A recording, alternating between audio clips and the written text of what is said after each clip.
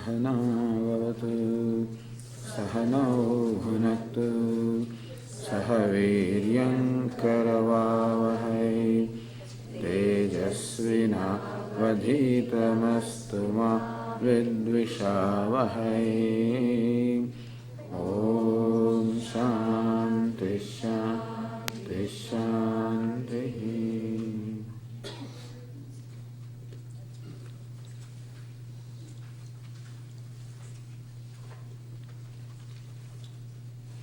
In the morning we were discussing these two values, ahimsa, non-violence, and kshama, which is forgiveness. Essentially they go together.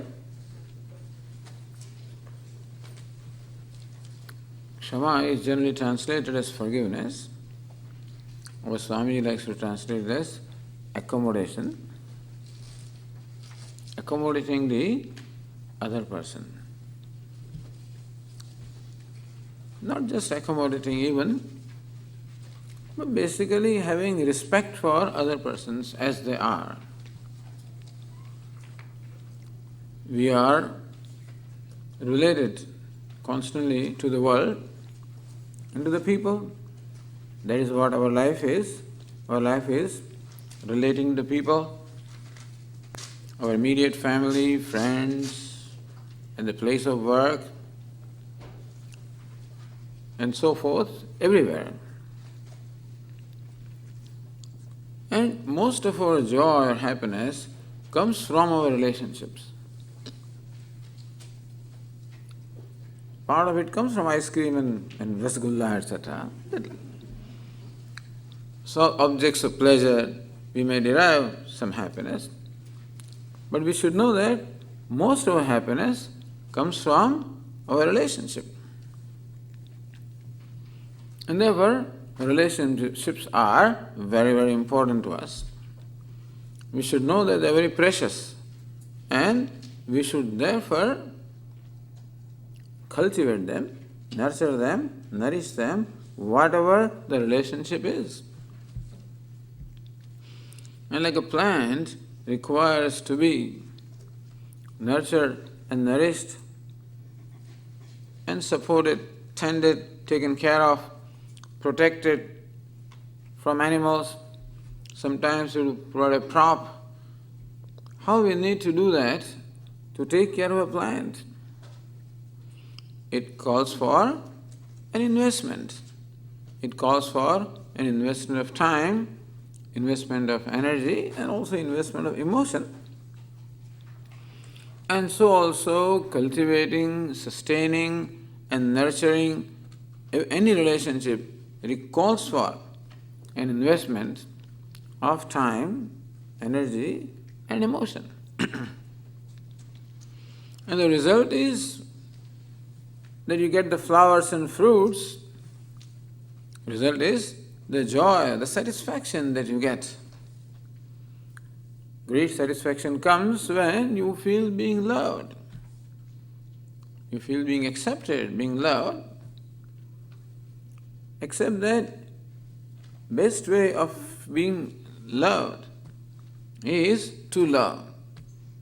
So Swami says, somebody asked Swami, how do you make other people love? He says, you love them. How do I love them? Just love them. Now that is, what it means is that, see, love is not something that you can will. You cannot will that I'm going to love this person. Then things would have been easy. You just say that, okay, I'm going to love this person. Then there would be no problem. But love has to happen.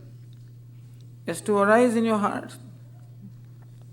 What we can do is to create conditions for the love to happen. Like knowledge has to happen. We cannot will knowledge. Just as an example, we can will action, but we cannot will knowledge. Means I can will an action. I can raise my hand, I can look this way, that way, whatever, that's an action. But I cannot will knowledge. I can will an action. I can raise my hand, I can look this way, that way, whatever, that's an action. You can look this way, that way, whatever, that's an action. Means I can will an action. I can raise my hand, I can look this way, that way, whatever, that's an action. But suppose somebody tells you, look upon this object as a pot. I have a pot in my hand. Know this object as a pot. You cannot. Because this is flower. These are flowers. And therefore, you can only cognize them, perceive them as flowers, not as anything else. So this knowledge happens. When does it happen? When my eyes, which are the means of perception in this case, and the object, when they are in contact, meaning that when my eyes contact this object, then perception takes place. There is no effort involved on my part, no will involved on my part that may I know this object as flower. It takes place. What we need to do is to create conditions for that knowledge to take place. And so, I may have to direct my eyes in that direction. If the eyes are closed, open the eyes so that the contact takes place. That I can do. Meaning I can create conditions for the cognition or perception or knowledge to take place. Similarly also, all we can do is to create conditions for the love to happen, to arise in our hearts. And so, most important thing in our life is love. Basically, what we want and what any living being wants, apart from food and stuff like that, which are necessary for sustenance. But other than that, what we want is love. What gives us the satisfaction, what gives us the fulfillment is love. And so also, what other people want is just love. We may give things and things like that, but they have you can please to some extent a person by providing. Swami, my husband provides everything. He's a great provider, but not a great lover. He provides. So he brings big gifts for me. The mangoes are here, the chocolates are here, this is here, the new sari is here, that all kinds of things. But that doesn't satisfy me. In spite of all these things being given, if it is merely to provide a person, then you can make them happy at a certain point, but beyond that, still, you want that person to give that himself to you. Meaning that what you want is that person should give himself or herself to you. That is when you feel being loved. Well, these are medium, like bringing things and giving somebody is symbolic and expressive of my feeling. If there is a feeling behind that, but merely that kind of ritualistic action is not itself enough. Like rituals that we perform in performing the puja, that we do in performing puja, make various offerings. That is a form. The idea is that there should be spirit behind that form also. And what is said, however, is that you perform the ritual anyway, perform the puja anyway, and slowly the spirit will be invoked. Ideally, there are two things in every interaction or every action, spirit and form. So when on the birthday of my father, when I give him a card or get a gift for him, then that's a form. And the spirit is, I express my love. Ideally, an action should be performed out of spirit. But even if the spirit is not there, you can still perform the action so as the spirit to be invoked. Just as the spirit brings about an action, action also can invoke a spirit. That is why parents always bring their children, "Come, prostrate to Swamiji." That fellow just stands there. Sometimes they force them, push their head.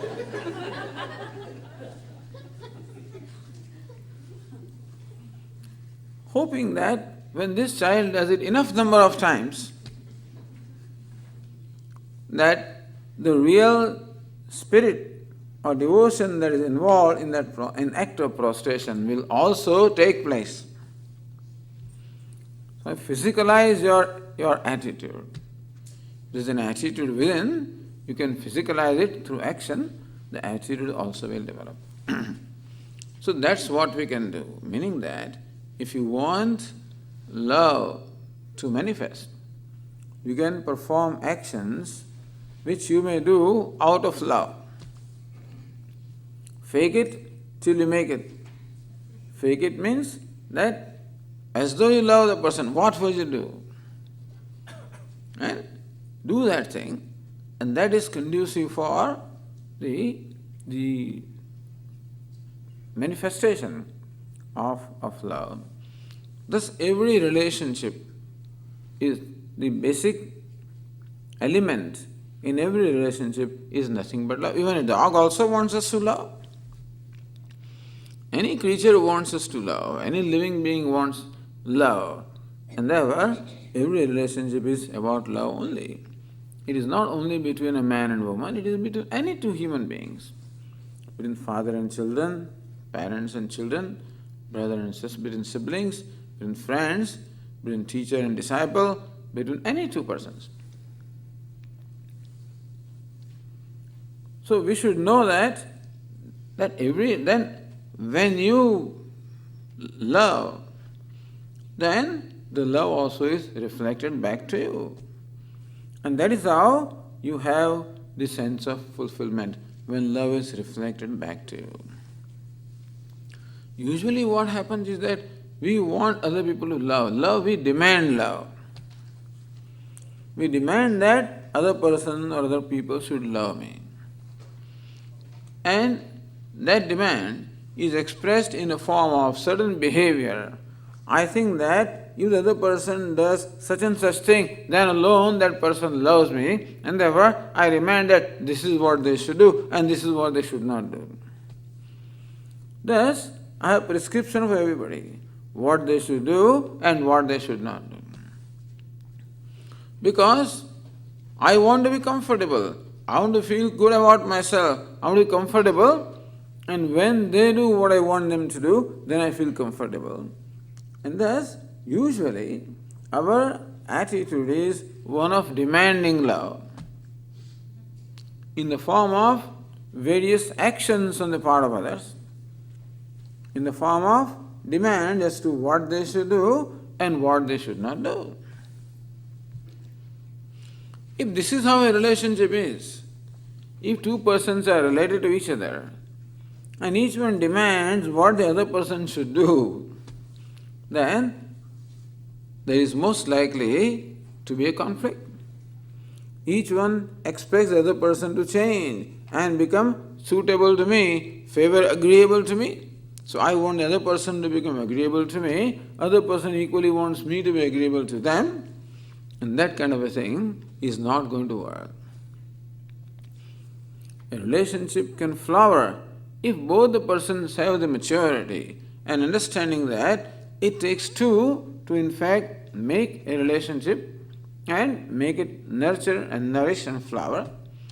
And if thus both the persons who are related, if both of them have the spirit of self-offering, then the thing will work. And therefore, with the people whom we are related to, let us say those who are closely related to us, our immediate family and immediate relatives and friends are important to us. Let there be a spirit on my part to be able to offer myself to them. This is what is really involved in what we call kshama or forgiveness. It is not merely tolerating other people. Swami, I have forgiven you, okay? Forgive and forget. So how do you forgive and forget? But then, it is not that you forgive just by declaring that I have forgiven you. Forgiving takes place when you really accommodate and understand that person and basically love that person.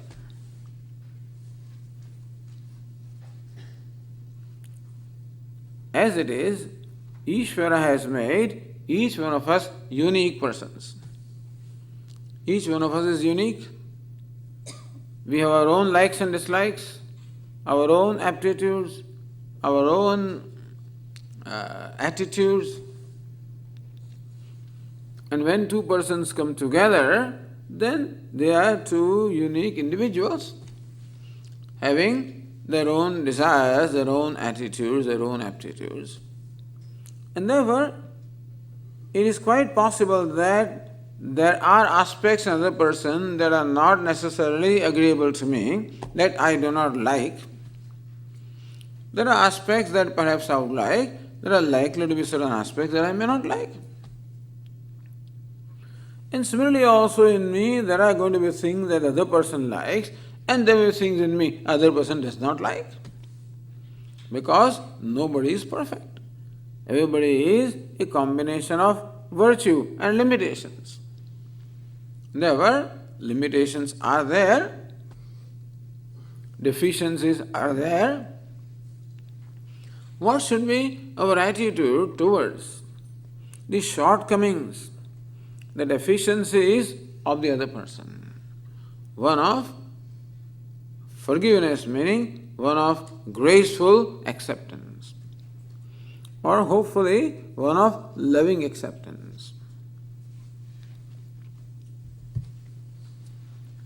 Rather than demanding that the person should change for my sake, I try to accept the person as the person is. Because nobody likes any demands placed upon them. Whenever anybody places demands upon me that I should behave differently from what I am, I'm not comfortable. When I am accepted as I am, then only I am comfortable. Similarly also, when I make demands upon someone that they should change for my sake, they are not comfortable. They might oblige me by attempting to change, and they may not oblige me also, depends upon what, how much place I have in their life.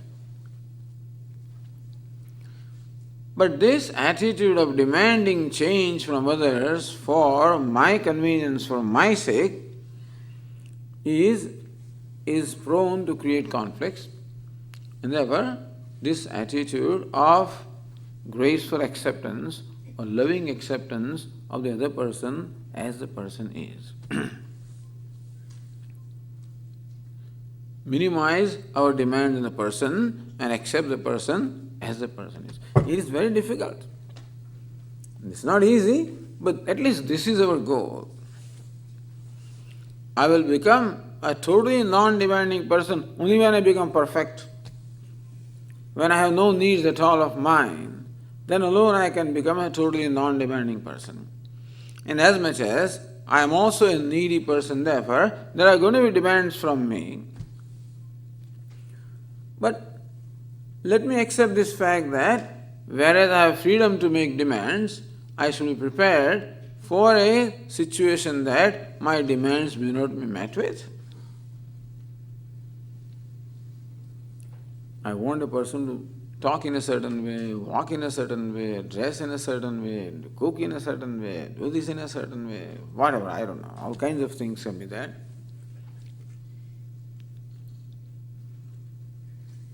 It's not always possible for the other person to fulfill the demands. Sometimes they are not capable of doing it, and sometimes they may not want to do it also. Other person may not even care or may not want to do it. Why should I do that? In which case, a graceful or loving acceptance of these limitations or shortcomings of the person, recognizing that this is how the person is created by Ishvara, this is how the person is made. And that it is not fair on my part that I demand them to change for my convenience, for my sake. It is not fair. And so, what is meant by love is accepting a thing as it is. So this is the basic idea in what we call Kshama, or forgiveness or accommodation. We do accommodate many things in life. As we said, when we accept the existing law, then we have no problem. We have no problem with mosquitoes, for example. If a mosquito bites me, I can understand that. I may just remove it, that's all right. If I'm angry, then I might do that, but otherwise we remove them. And I know that mosquito bites, that is its nature. I don't feel hurt because a mosquito has bitten me. I don't think mosquito has been unfair to me and I don't feel so. It is nature. When I accept that nature, there may be pain because mosquito has bitten me. It may even give rise to malaria or some such things, possible. But it does not give rise to sorrow, understand? Pain is one thing and sadness or sorrow is another thing.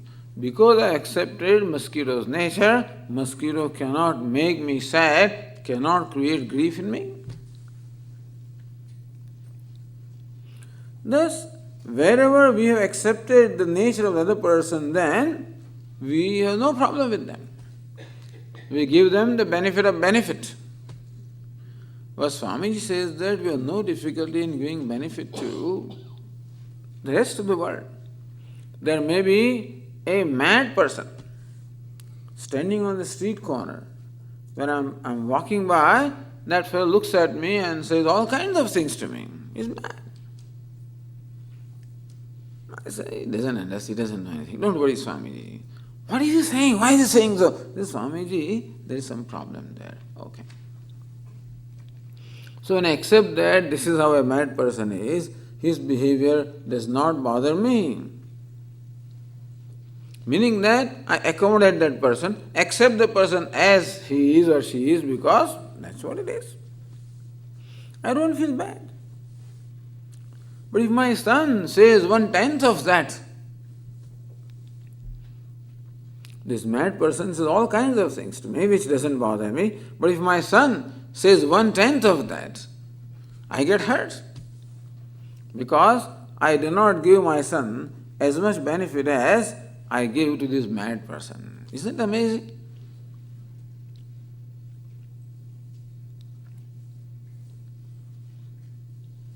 Closer a person is, more hurt I become. Who are the people who hurt us the most? People who are closest to us. Because we have lots of expectations of them, we have prescriptions of them. Fewer the expectations, less the possibility of hurt. And so, an unknown person, if he says something, I forget in a minute or two. But if my friend says something, it stays with me for a long time. If the spouse says something, God knows, it may stay for the whole life. So this is an irony in our life, that people who are closest to us are most the cause of our unhappiness or sorrow. Not because they are close to us, but because we have the most expectations of them. And when there is an expectation, there is always a possibility that my expectation may not be satisfied. And when my expectation is not met with, I get hurt. This is how we get most hurt by the people who are closest to us. So what is meant by kshama or forgiveness or accommodation is that either not having any expectations and accepting the person as the person is, or even if you have the expectation, be prepared for a situation that your expectation is not met with, so that when my expectation is not satisfied, I do not feel hurt because I am ready. It may not be.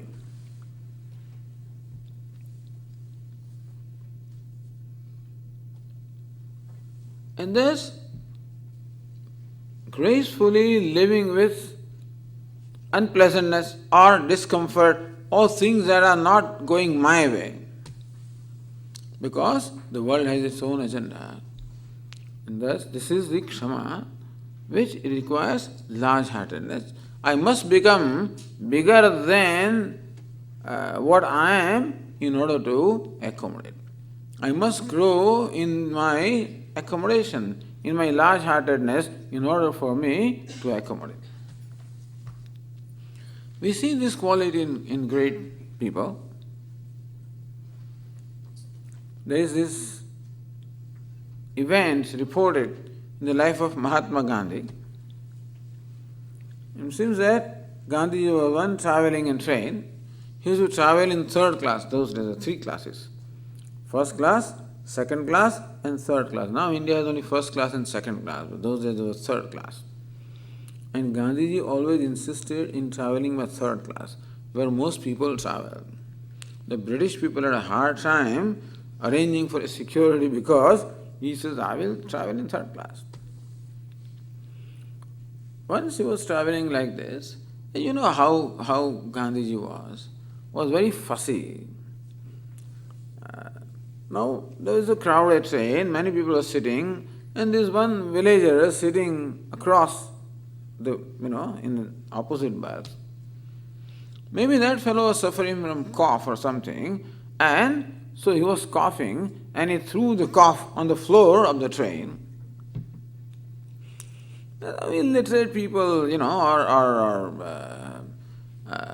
not well trained or civilized people act like that. So what this Gandhiji did, he had a newspaper. From newspaper, he tore off a piece of paper, cleaned that thing, threw it out. That man got angry. He said, what is this man doing? He did it again. Took this piece of paper, cleaned, yet again. Again he did it. Yet again. I don't know how many times this went on. Finally, the next big railway station came. That was Banaras, when Gandhiji was to get down at the station. And there were hundreds of people greeting him with all kinds of garlands and things like that. This man saw this, hey, this is such a big man. Hey, what did I do? How did I behave? He fell at his feet. So I'm very sorry for the way I behaved. Gandhi says, no problem. If you're really sorry, then from now on, whenever you travel, keep your surroundings clean, and if somebody makes them dirty, you clean them. If you're really sorry. So Gandhiji did not tell him anything, did not quarrel with him. What a way of educating.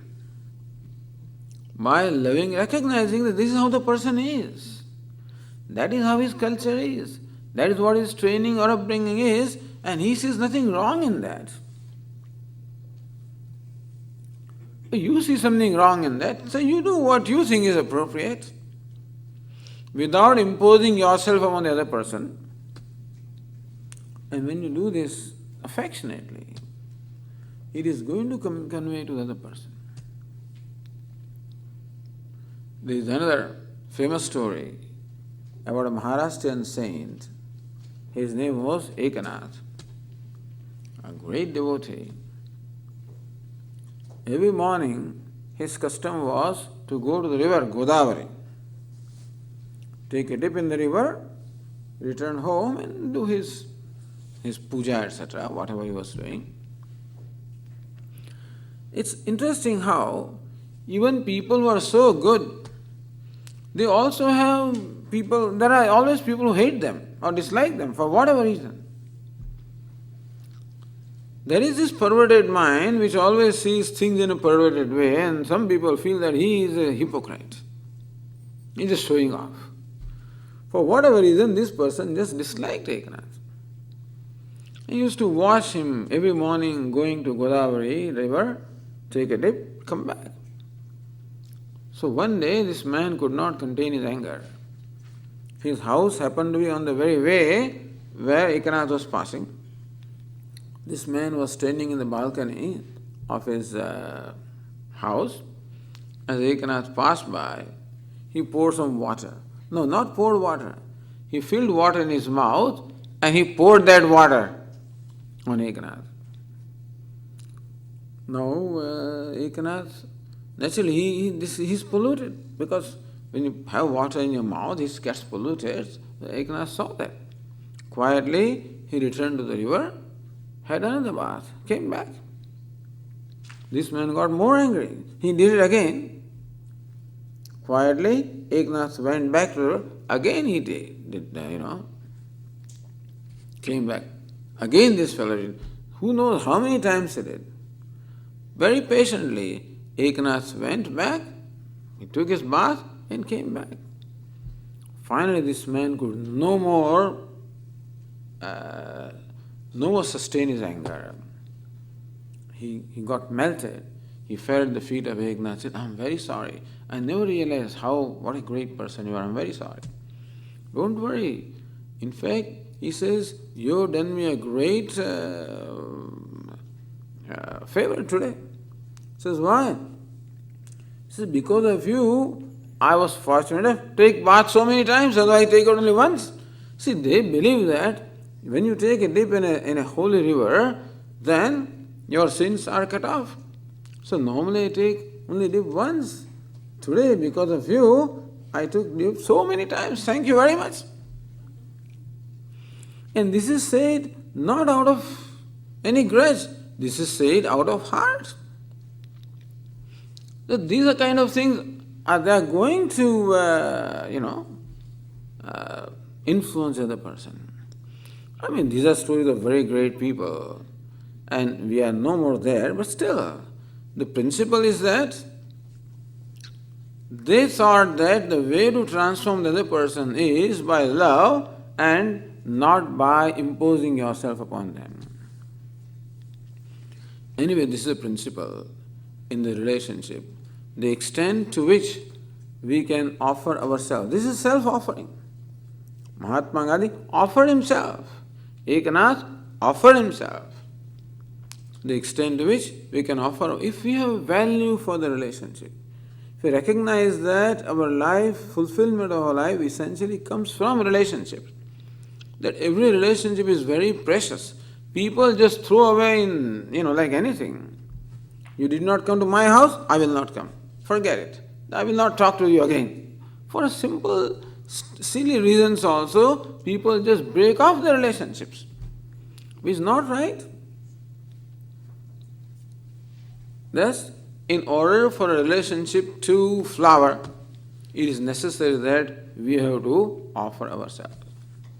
When couples get married, I tell them that look, you are now beginning your life and recognize that the most important thing in your life is love and your relationship, and recognize that your relationship is more important than you. If you look upon your relationship as more important than you, then what it means is that in that fire of love, you keep on, the fire of love keeps going when you offer your own demands, your own ego, your own likes and dislikes. And thus, this is how our life becomes yoga. Because in order to sustain and nurture any relationship, it becomes necessary for us to let go or offer our raga dveshas, our likes and dislikes, or our demands. If both the people retain their demands, it cannot go too long. If they are willing to give up their demands, or the extent to which they are willing to give up their demands, to that extent, the relationship will flower. Although it is best that I do not demand that other person should give up demands, then that way, in fact, the other person will feel like giving up the demands. If you do not demand, if you do not impose yourself, other person will feel like doing something for you. So create a condition where the other person is in fact encouraged or motivated to do something for you, and vice versa. So this is what we call kshama, forgiveness or accommodation. Gladly or willingly accepting the other person as he or she is. Difficult, but this is what we try to do. In that case, every relationship becomes a basis of our growth, because we have to grow bigger than what we are, and then alone we can give up our demands, give up our likes and dislikes. So this is the game. This is the life of giving up, as I said in the morning, letting go of likes and dislikes, letting go of the demands. They are the burdens, they are the factors that inhibit, in fact, my freedom.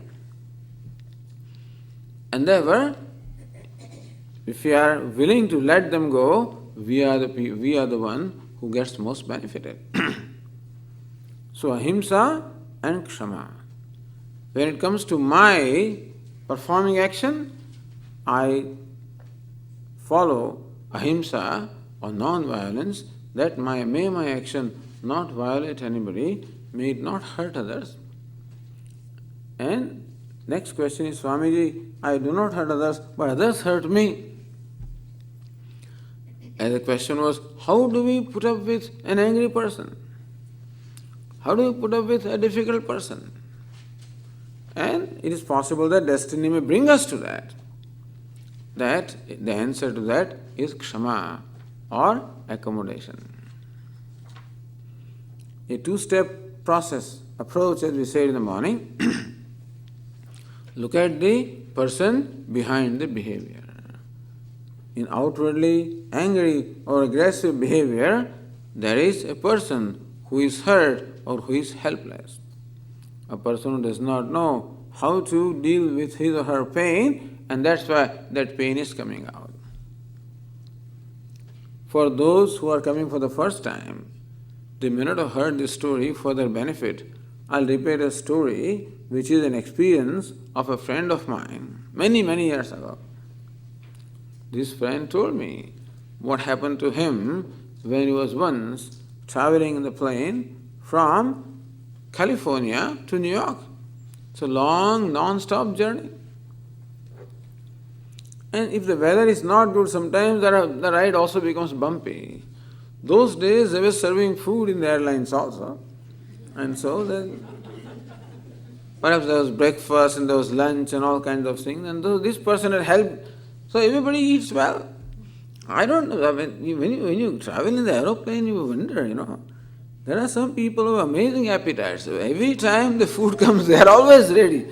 Those fellows wake you up from sleep, they're ready. The breakfast, all right. Lunch, all right. Dinner, all right. I envy them, but it's great.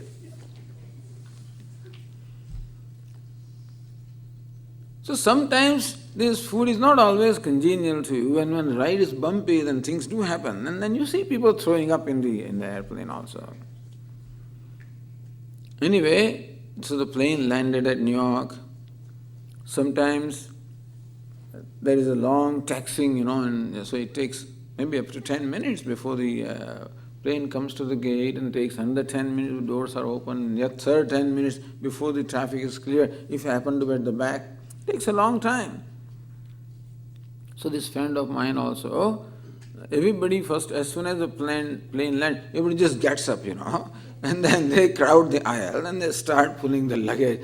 They knowing that it's going to take 10 minutes before they can get out, and they have been traveling for 5 hours, but somehow for the last few minutes, they just want to get out first, whatever it is. So everybody they have crowded this aisle. My friend also is in the aisle, and then what happened is the person who was standing behind him, he had this problem in his stomach, and he was trying to hold that thing in his stomach. But then this whole process took so long, he could not contain anymore, and he just vomited. And this friend of mine was right in front of him. He became the recipient. All the abhishek was done on him.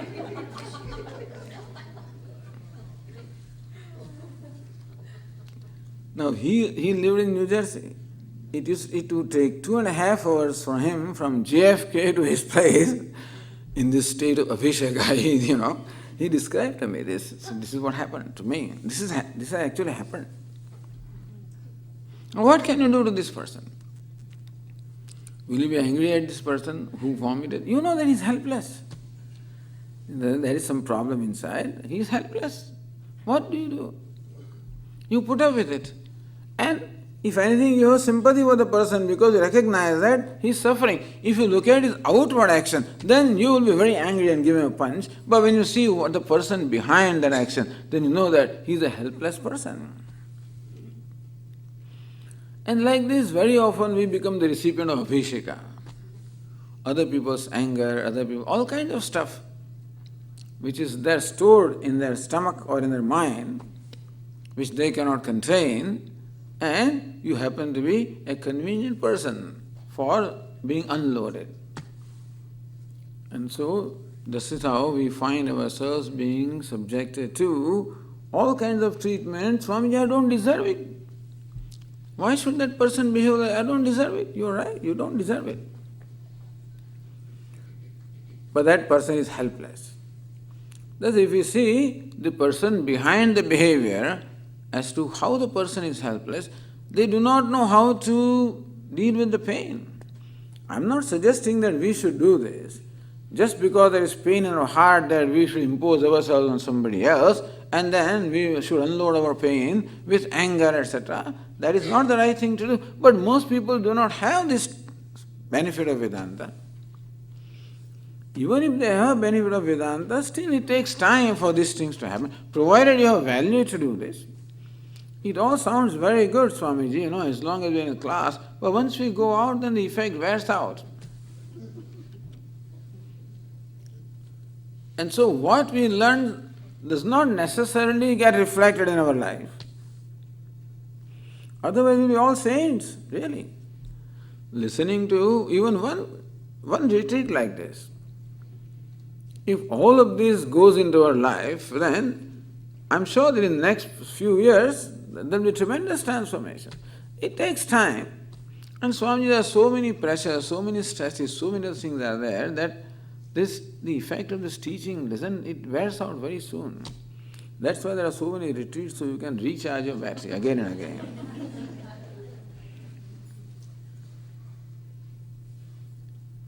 But when we become object of somebody's anger, somebody's resentment, rather than immediately responding to that, as our Swami says, apply a two-step approach. See the person behind the behavior, and then you will see a helpless person, a person in pain, outwardly very aggressive, attacking, but inwardly helpless and in pain. When we see that in our mind, it will be possible for us to invoke the sympathy for that person. So compassion is a great value. Let there be compassion. So this, what we call kshama, involves compassion also. Compassion for the people, compassion for their limitations, compassion for whatever difficulties they have, and accommodating them. If we display this value in our life, it would be really wonderful. So, ahimsa and kshama.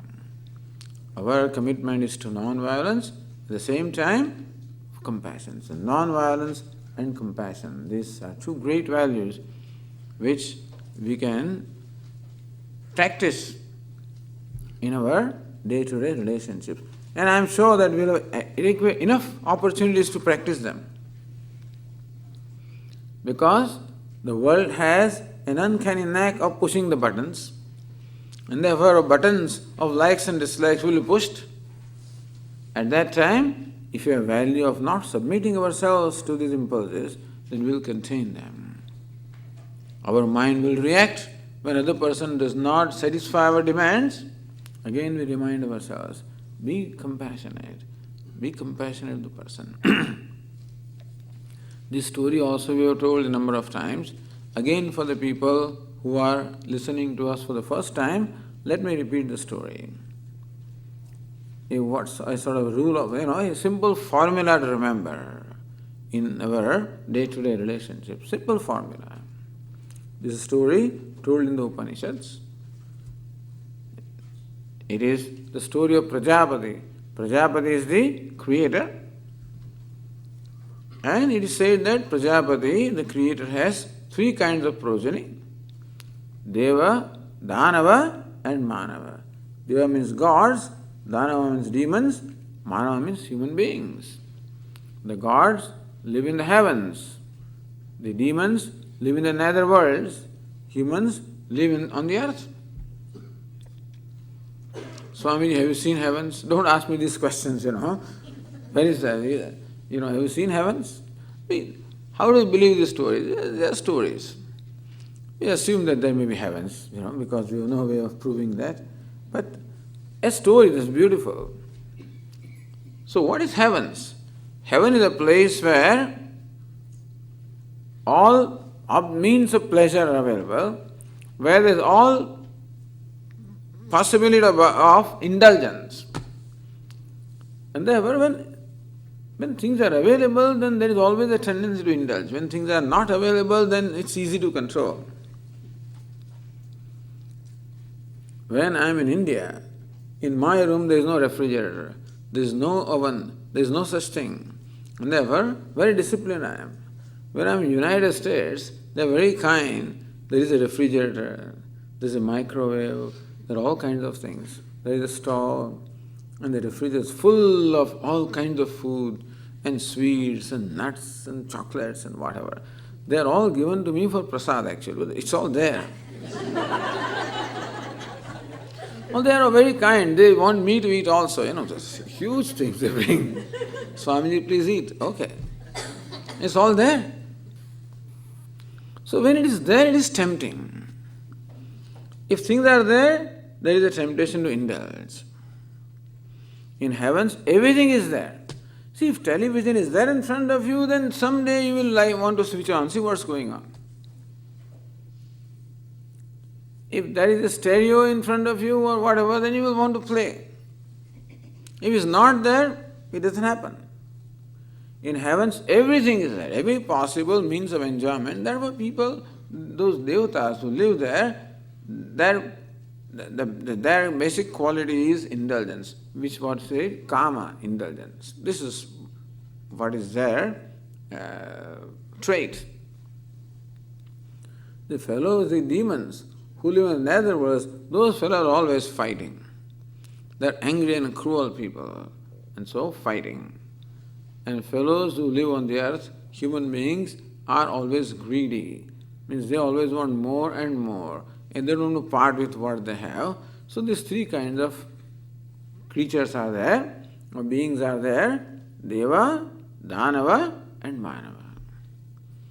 So once upon a time, all these three decided to go to Prajapati, the grandsire, and seek some lesson from him. So they sent their representatives. They went to Brahmaloka, which is where Brahmaji or Prajapati lives. Lived there for a period of time. When you go to an ashram, you live life of austerity, life of worship. That's how then the mind also becomes a little tranquil, introspective. After some time, then Brahmaji or Prajapati invited the devatas. What for have you come here? Sir, we have come here to receive from you an upadesha or a teaching which can be helpful to us in our day-to-day life. Prajapati says, in one letter, he said, the. Just this much he said, the. Did you hear what I said? Yes, the. What does it mean? Now that, as I said, having lived in that place for a period of time, everybody had become introspective. So this devatas also had become introspective. And when Prajapati said this, we understand what you mean. Damyata, have self-control. You're right, because there is only indulgence in our life, and unless we have self-control, we'll ruin ourselves. So damyata, have control of yourself. Then the Danavas were invited. Same thing, they also requested for an upadesha or teaching which can be helpful in day-to-day life. Prajapati again said, the. Did you follow what I said? Yes. Dayadhvam. May you have daya, may you have compassion. Sir, you're right, because we are angry and cruel people and we should have compassion and kindness. That is how the anger or cruelty can be controlled or diffused by daya, which is kindness or compassion. Happily they went. Third, the Manavas came. Same request and same upadesha. The. Did you follow what I said? Yes. Datta. May you give. May you be charitable. You're right, because we are greedy. Because we always hold on to what we have. Never part with anything. And so datta. May you be generous, charitable.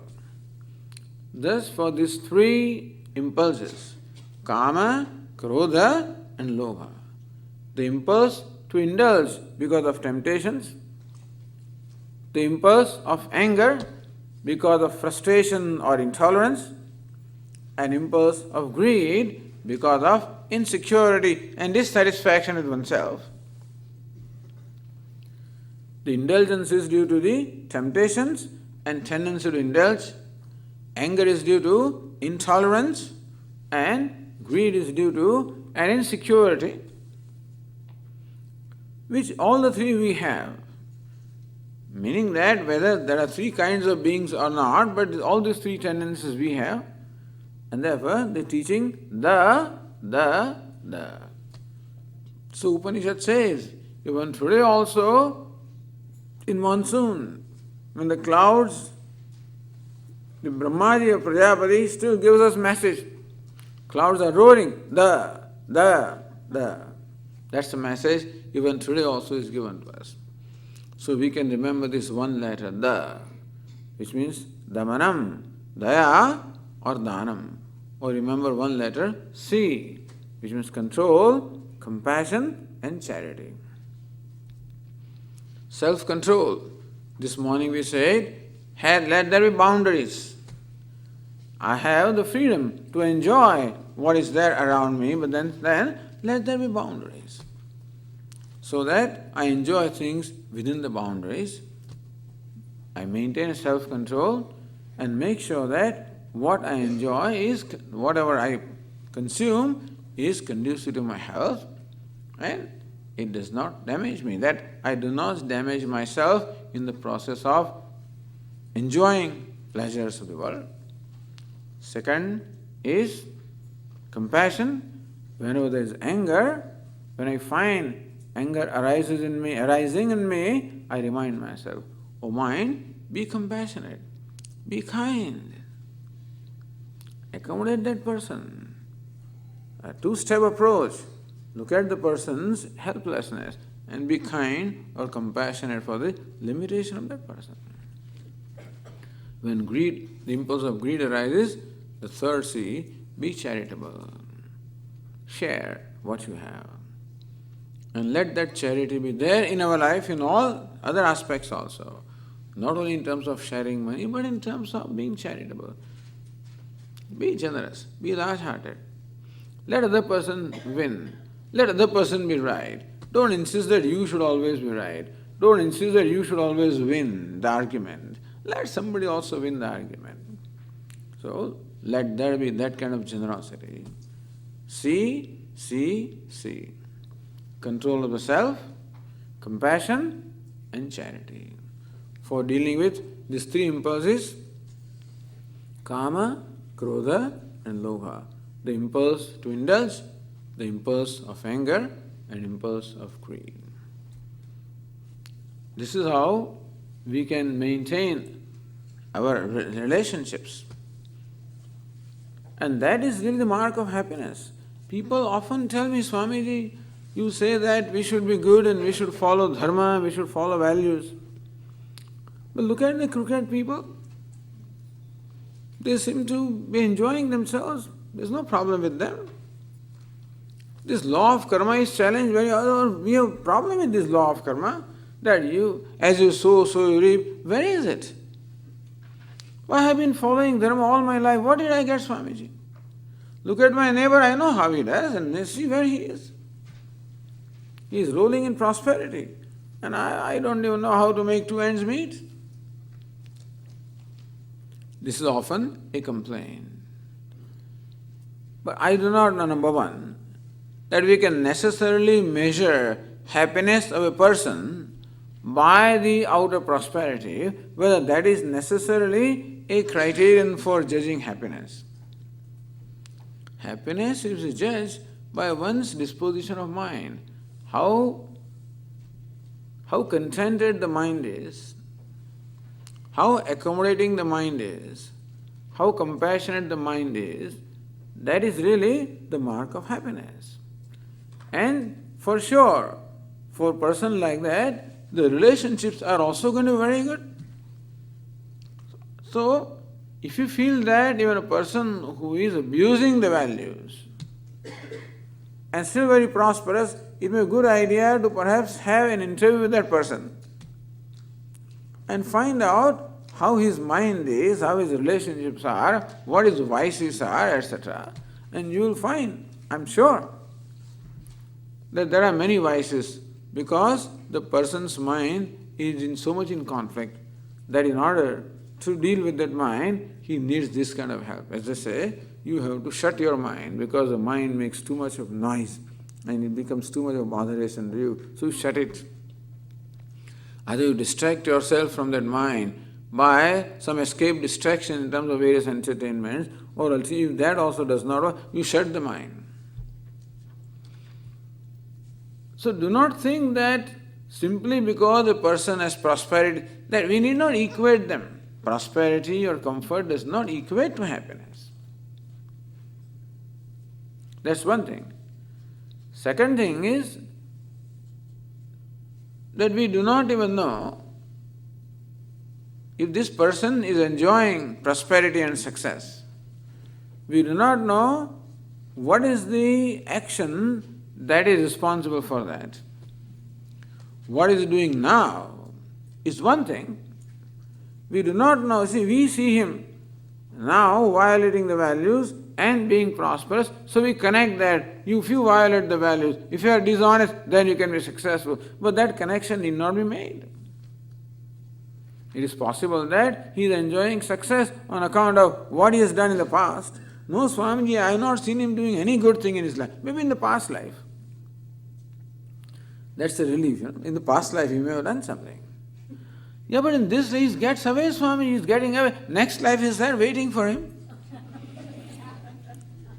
Not that you have to derive satisfaction from that, but the point is that one is accountable for what one does. You cannot get away. He is reaping the benefit of what he has done in the past. This story also we tell, again, for those who are coming for the first time, to illustrate this law of karma. Imagine a farmer who has a big field and who has a huge storage silo. He takes several crops in a year. In monsoon, he takes the crop of rice, and when the crop is ready, he dumps that into the big storage silo. Then comes winter, he takes the crop of wheat. He dumps again in the silo. You dump from the top and remove from the bottom. The third crop, which is corn, again he dumps from the silo. So what you see this man is doing is, he is dumping the corn in the silo. When he opens the bottom, he gets rice. Very funny thing, is it not? He is dumping the corn. And when he opens the door at the bottom, you find he is getting rice from me. This is unfair. See, he is putting in corn, he is getting rice. But he is getting rice because he put it earlier. When the time comes, he will get his corn also. And this is, therefore, the law of cause and effect has to work. If it does not work, there will not be any order. If the cause and effect law does not work, then there cannot be any order at all. Nothing can be predicted. If good does not beget good, evil does not beget evil, then you cannot predict anything. But just as the laws of physics are also invariable, the laws of moral laws also are invariable, and we can trust that. That is very important. And it makes sense. It is not a verifiable thing because we have no way to verify as to what was the action performed because of which I am experiencing this result. I don't know. But it makes sense that good begets good and evil begets evil.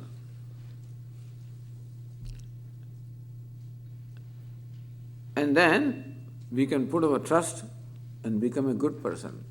So there should be a value for being good and doing good. And it brings in prosperity, enjoy it. Does not bring in prosperity, don't think that prosperity does not come because you're honest. There's no rule that honesty alone is not enough in life to be successful. You require many other things also. You require many other abilities and capacities and skills and whatever to become successful. So people think that because they're honest, God is obliged to give them success, But success requires several other things also. And so we should not, this seems to be a general conclusion, that honest people always finish the last. It is dishonest to always go ahead. If you want to be successful in life, then don't bother about being honest. Swamiji, all this teaching is impractical. It does not work. The values do not work. This is our conclusion. We become very skeptical about this. But as I said, there is no way to prove that the person is successful because of dishonesty. Or a person is not successful because of honesty. There is no proof and there is no connection also. So we need not connect this way and have this kind of conclusion in our mind. Otherwise, we will be discouraged. If by being honest and responsible, we are not successful, we become discouraged. But as I said, we must have trust in what we call the fairness of the universe, and there is fairness. There is no unfairness or injustice, there is fairness. It will take time for the justice to happen, but it will happen at some time or the other. Okay, with that we'll conclude this evening. Om Purnamadah Purnamidam Purnat Purnamudachyate Purnasya Purnamadaya Purnameva Vashishyate. Om Shanti Shanti Shanti. Harihi Om.